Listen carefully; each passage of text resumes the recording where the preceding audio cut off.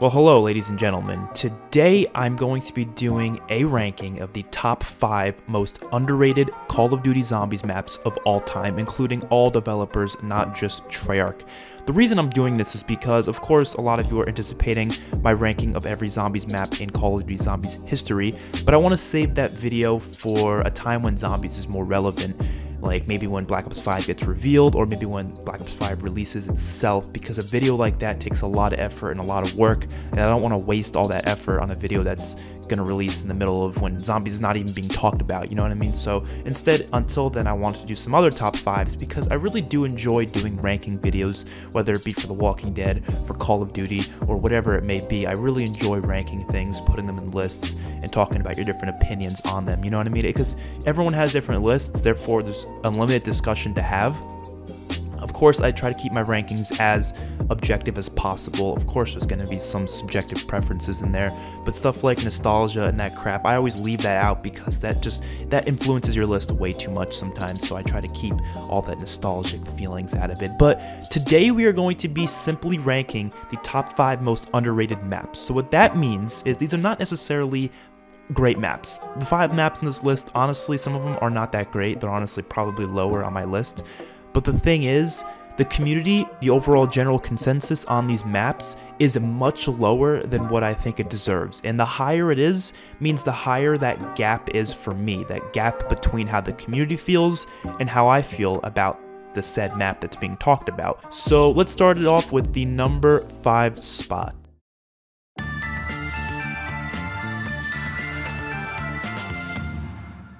Number 5 is going to go to the only non-Treyarch map on this list, and that is Shaolin Shuffle.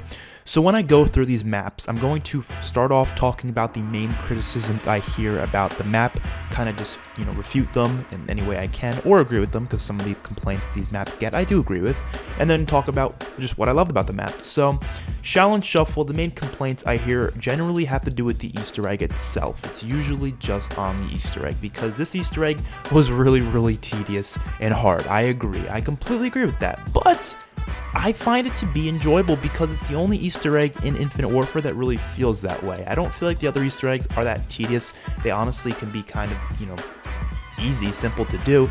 But having that one map on Infinite Warfare that feels like such a challenge to complete, but when you do, it's so rewarding, is what I love about this Easter egg being that tedious, because the reward is so good. It's a goddamn katana that you get every game afterwards. Every time you play Shaolin Shuffle after beating this Easter egg, you can just buy it off the wall for 10,000 points. And that katana is one of the best wonder weapons in Zombies history. It is insane.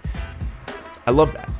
The map also got a lot of criticism for just being too goofy, but that's literally what Infinite Warfare is. It's supposed to be goofy. It's supposed to be lighthearted fun. It's not supposed to take itself seriously. I remember the trailer for Shaolin Shuffle got a lot of hate for being all this kung fu shit. I'm like, who cares, man? It's awesome. It fits the 70s theme of the map, and the music, the jazz music and the different rock music to fit the era really, really helped give the map some atmosphere to it. This map just can be really fun to play casually as well. I find myself honestly hopping on it a lot, grabbing the katana off the wall and just going to town on zombies. You can just train around right outside the strip club. You can train right outside the jazz place. You can literally train anywhere. There's so many great places to just chill on this map. I don't find myself having to do the Easter egg quests because it's just such a chill map. The kung fu zombies, yeah, they can be kind of annoying, but they're not that hard to kill if you got the katana. So once you do the Easter egg, it's free sailing from there.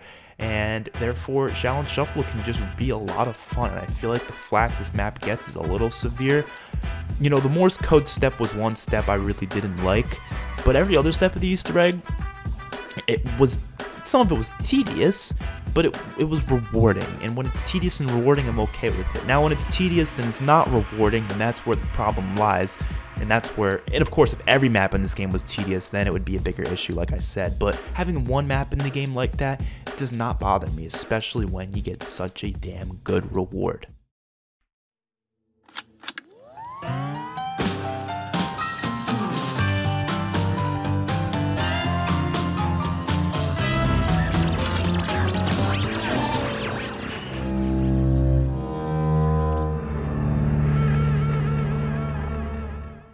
Coming in number 4th spot, I've got Alpha Omega. Now, the reason why this is at number 4, even though this is probably my favorite map, actually no, this is my favorite map on this list out of all the maps that I'm putting here, but it's at number 4 because the community doesn't hate this map nearly as much as some of these, top 3 maps. So the disparity between my opinion and the communities is not that severe, because I do know a lot of people who love Alpha Omega, but then there's also a lot of people who really despise it, and I honestly have hard time understanding the reasons why people hate it. The only really main reason I hear a lot is that it's a remake. That's it. They just say it's a remake. It's literally in Blackout, which isn't entirely true, because the Blackout version of Nuketown is actually very different, to be completely honest. I mean, the layout of the bunker is different, and the design of it is different. The detail is different. It's different, right? And even if it was the same, does it really make a difference? It's Blackout. The whole point of Blackout is to include zombies locations and multiplayer locations. So of course they're gonna have some zombies locations in there. It doesn't take away, just because Blackout came out before Alpha Omega doesn't make it a problem. It's not, yeah, we already played on it, but it was in Blackout. So that argument never made sense to me, but honestly, that's the only real complaints I've ever heard about Alpha Omega. So when I hear people claiming it's one of the worst maps ever, I'm like, oh, okay. And maybe it's just because it's Black Ops 4 and people just hate the Black Ops 4 mechanics, therefore they're destined to hate any Black Ops 4 map. Other than Ancient Evil and 9, those are the only maps that are like praised a lot, even though they don't love Black Ops 4. So maybe it just has to do with that. Maybe it has to do with, the ending cutscene being cartoon instead of the CGI that they expect from the previous maps. I don't know, but I just love this map in so many different reasons. First of all, it's a fantastic, upgrade from Nuketown. You go from Nuketown to this, it's a fantastic upgrade. The Easter egg is very replayable. There's just a lot of fun and lore behind it as well. It's a really fun map to speedrun also. I love speedrunning Alpha Omega. The regular Mark II variants are all awesome. They're pretty easy to get and they're really fun to use. It's got an amazing soundtrack, and the Rushmore codes add a lot of replayability just to put a bunch of different random codes in and you get all these different rewards out of it. That's fun to me. I love the feel of this map. It's one of those maps that just, it feels like Back to the Future, because the 50s vibe that it gets, and I love when maps kind of give that sort of era feel to it, just like Shaolin Shuffle did, and Alpha Omega does the same thing very well for the 50s. So Alpha Omega comes in number 4.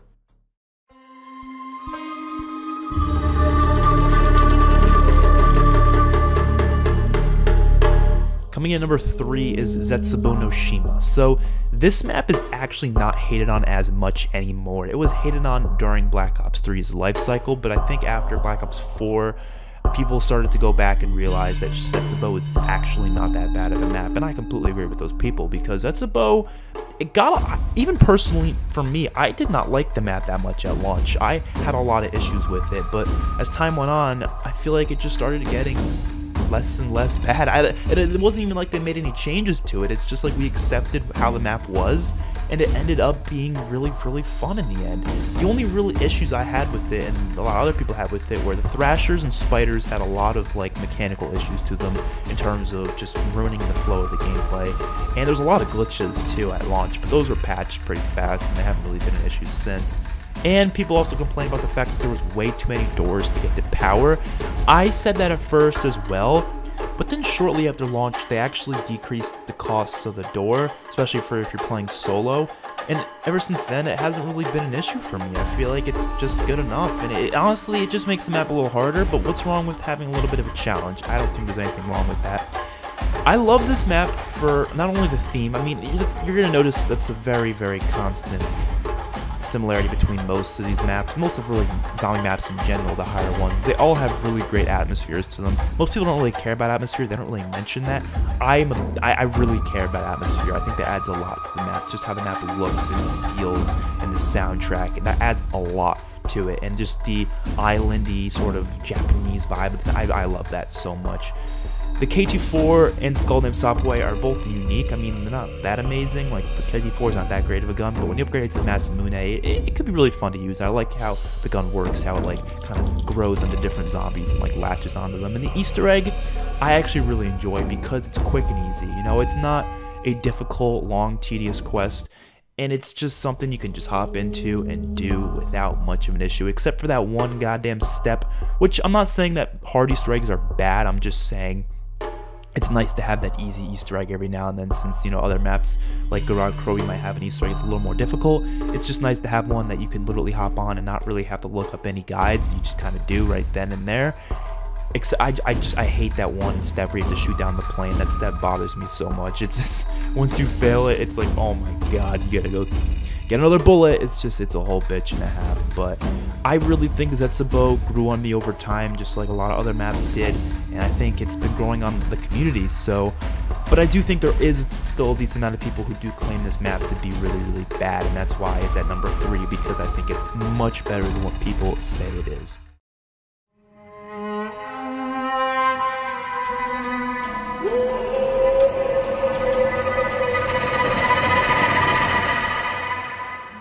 Coming into number 2 spot, I've got Dead of the Night. So Dead of the Night, another Black Ops 4 map. You're going to notice there's a lot of Black Ops 4 maps on this list, because I do think Black Ops 4 is very underrated as a whole, and I do think, therefore, a lot of the maps are very underrated as a whole.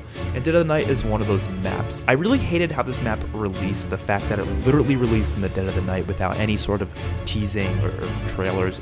Everyone despised that, but the map itself is actually kind of enjoyable. The crew is kind of boring, I agree, but I don't think that's enough to hate the whole map. And a lot of people complain about the fact that there's way too many parts to get.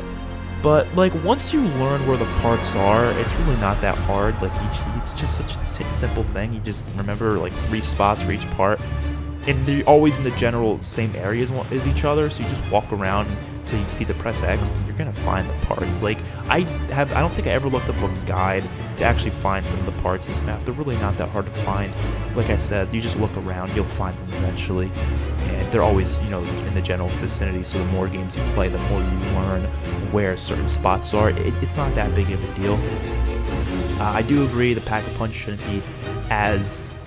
It's not hard to get, it's just not simple. So for someone who doesn't look up a guide, Pack-a-Punch is really not simple at all in this map, which that can be kind of annoying. For me personally, I'm a big zombies guy, it's not really a problem, but I'm thinking for the other people, I'm trying to be objective here, so for the people who don't want to look up guides, that can be kind of annoying. But what I love about this map, first of all, the Wonder Weapon is freaking awesome. The Alistair's Folly, which upgrades twice more. It's a really fun Wonder Weapon to use. It's very unique, and it's easy to get as well. It's not a tedious quest. I mean, to upgrade it can be kind of annoying, but it's not hard, you know what I mean? There's so much stuff to do on this map. I think that's the best part about it. You can get the steak knife, you can get the crossbow, and then the Easter egg. I don't love the Easter egg on this map. I don't even love the boss fight, but it's still some more stuff to do, and it's a very replayable Easter egg, I think, at least in my opinion, even if there's a million different parts you got to get for certain steps of the quest, like certain things like those tally mark step. I freaking hate that step. But the map itself, I think, is definitely much better. This map is claimed to be one of the worst in Zombies history by many. There's also people who actually really like it and think it's underrated, like myself. But I agree, I don't love it. It's definitely not one of my favorite maps. It's just much better than what the community says it is, and that's why it's at number 2 on the list.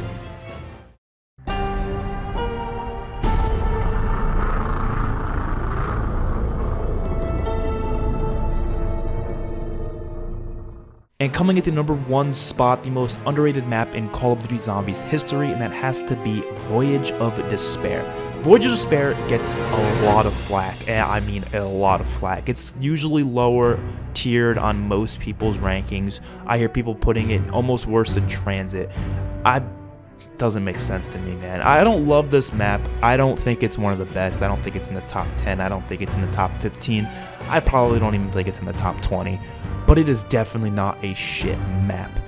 I think what I love about this map the most is the location and the atmosphere. That's obviously amazing.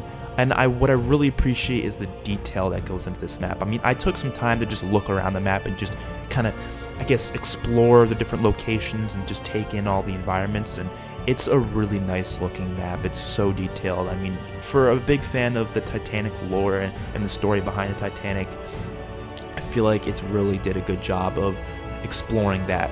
I do wish that the Easter egg, I think they had a lot of missed opportunities. The Easter egg should have had some cool like elements, like the boat was sinking during it or something like that. But again, that's probably they just didn't have the budget or the time to work all that into the map, which would have been much cooler. But it's not the end of the world just because I expected more than what I got. The main complaint I hear is that the map layout is too cluttered and it's too big. that just makes the map harder. But what's so bad about the map being harder? It's like the people who don't like this map, or at least argue this point, just want zombies to be as easy as a map like 9 or Buried or Horizon. Like, no, we want some maps that are difficult, and I think this map does a good job at making that difficult gameplay. And you still have a couple of training spots, like on the poop deck. You can still train back there pretty easily. It's just not as easy. You got more cluttered areas, and yes, there's a lot of special zombies on this map, but there is in every Chaos map, and you have so much at your disposal in Black Ops 4. Like, you got the Kraken Wonder Weapon in this map, you got the specialist weapons, you got Winter's Whale. Like, you don't really need to complain about all these things because there's so many easy counters to them. I can play Voyage of Despair, get to a high round pretty easily because it's really not that difficult with the Black Ops 4 mechanics. I don't think that's, you know, an issue. So I think the close quarters situations, they really don't bother me. Maybe when there was a 3-hit in the beginning of the year when it was, you know, 150 health, but now it's like, it's really not that big of a deal. I do agree, I'm not a big fan of this Easter egg. There's way too many steps that are really not solo friendly. I do agree that is a problem, but the boss fight's pretty damn epic. It just sucks that you kind of need the Hellion Salvo for it, so that kind of makes the box RNG stuff kind of annoying. But I really do love the atmosphere of it, and I think that's enough for me to say it's definitely way better than what people say. I feel like the people who hate this map, again, they don't like Black Ops 4's mechanics, they don't really care about atmosphere or soundtrack or any of that crap. They just want a map that's fun and has good gameplay to it, and I guess they just don't like running around the map and getting from place to place because apparently they think it's too much for them, which is really not that bad. I think, especially with the fast travels, it makes it much easier, so I don't see it as much of an issue. I think Voyage of Despair is much better than people say. Don't think it's the best map of all time, and not even close, but you get my point. So those are the top 5 most underrated zombies maps in COD history, in my opinion. Let me know what you think in the comment section below.